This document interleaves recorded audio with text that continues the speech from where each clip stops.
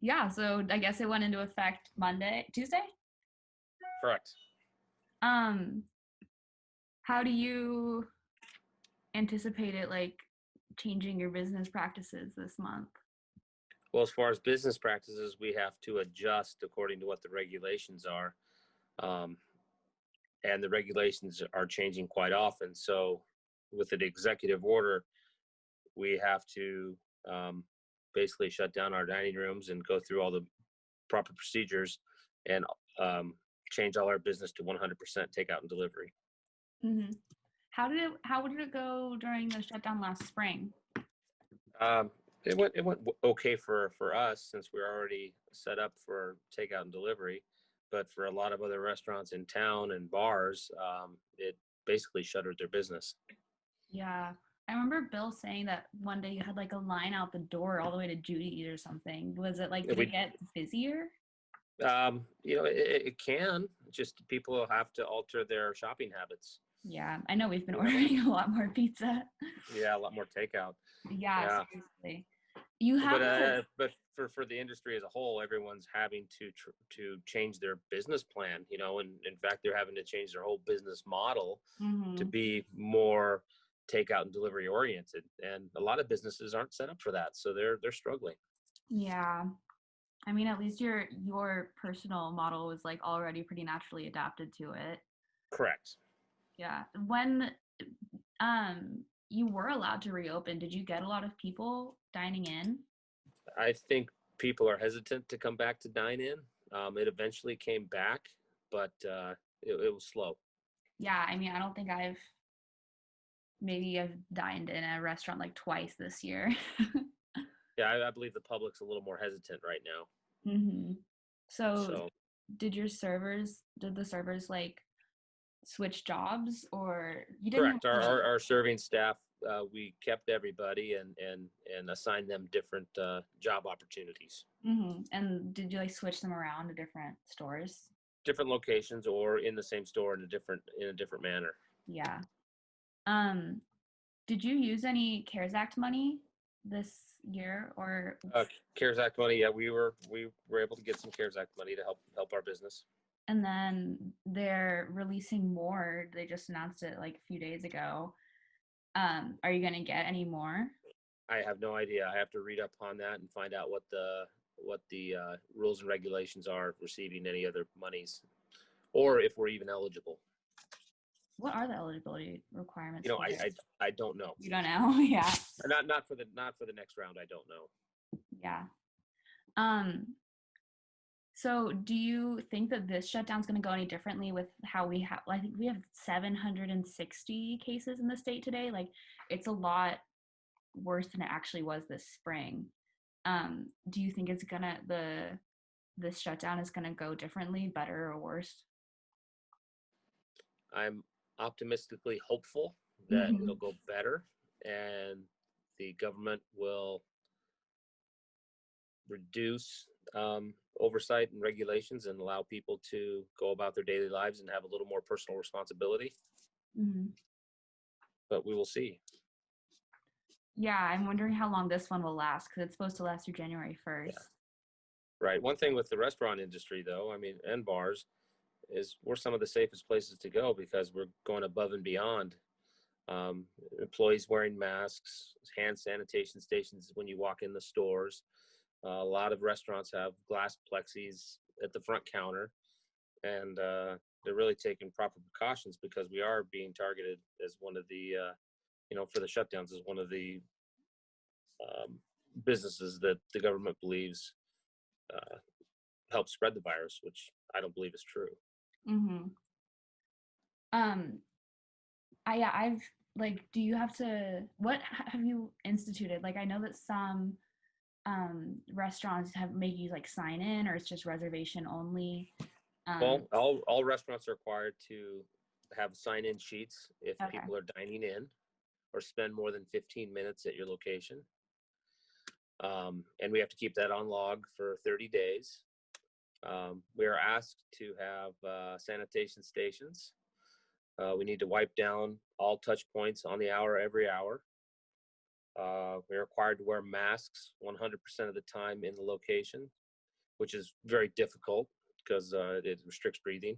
Hmm. Um, and if anyone has any type of exposure to someone with COVID, they're requested to quarantine at home until they receive a negative test. So how much has it complicated like the daily, like day-to-day operations of the business, having Uh, quarantines and masks and stuff? it's more cumbersome. It's more of a burden, I believe, for our staff and our employees who are troopers for coming to work and dealing with this. Yeah. It's been difficult. And then as an owner, it's the you know anticipation: are we going to get shut down, or is someone going to come to work with COVID and infect the staff? Or it's just you're not sure what each day is going to bring. So there's a lot of angst. Yeah. I assume that hasn't happened at any of your locations, but do you know if like any other restaurants in the city have had to completely shut down because of Most of them employees? have, but at one time or another, have shut down for 3 or 4 days to deal with the Oh. situation. Huh. But you've avoided that? We have not. We've actually had 2 locations that had to shut down for 3 or 4 days Oh, okay. to get tests and sanitize. Hmm. Um, so how have you like adapted to get around, not around it, but like how have you adapted to work with the new mandates? Um, and actually, how many people are like taking advantage of things like contactless delivery or curbside pickup, that kind of thing? Quite a few people do. Um, as a percentage, I'm not sure if I can give you a percentage, but there are a lot more people taking advantage of contactless delivery. They'll call in and then we bring it out to their vehicle for them. And then um, mostly on the contactless pickup, the contactless delivery.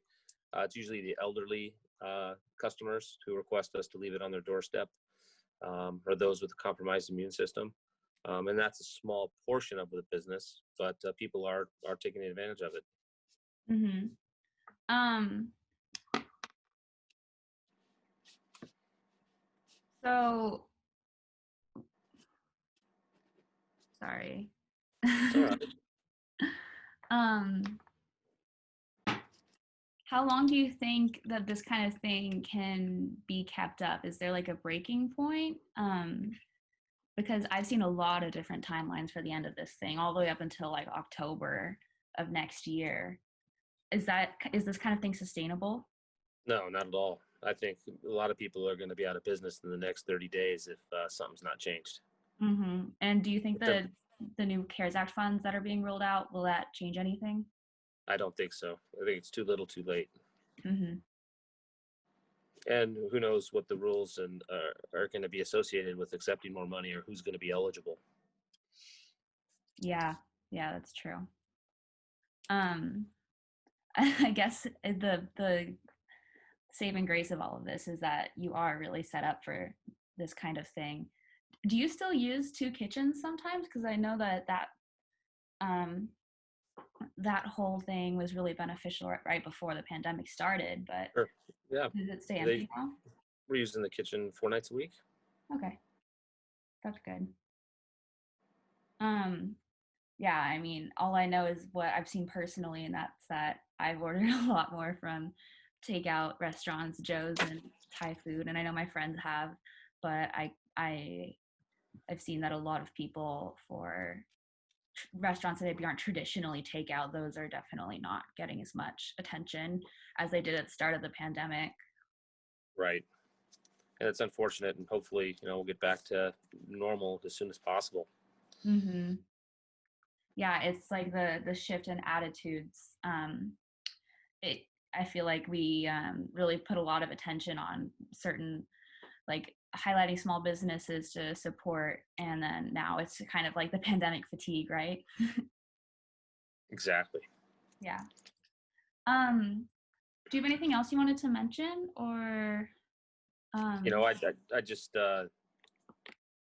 no, I just think that they should, if they're going to mitigate mandates, it should be equally applied to other industries and other businesses. yeah, it I was really feel that interesting to me that salons and everything are still allowed to operate. right. And Costco and Walmart and places where there's long lines and lots of people are basically unencumbered. Mm-hmm. So it just feels like you're picking on one industry. That's a really good point, actually.